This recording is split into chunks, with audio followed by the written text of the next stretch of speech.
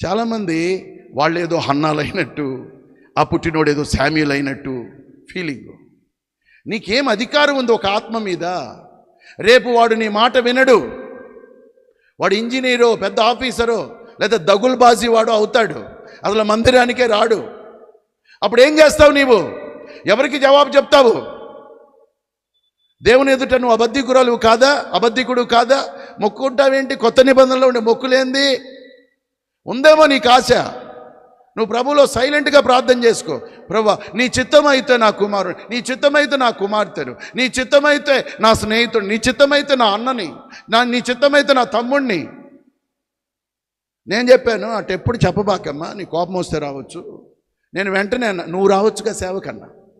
ఏమన్నా అన్న, పిల్లోడిని సేవకి ఇచ్చానంట, నువ్వు రావచ్చు. నేను ఎట్టన్నా, ఎందుకంటే నువ్వు తెల్ల చీర కట్టుకోలేవు కదా, నీకేమో రంగు చీరలు కావాలా?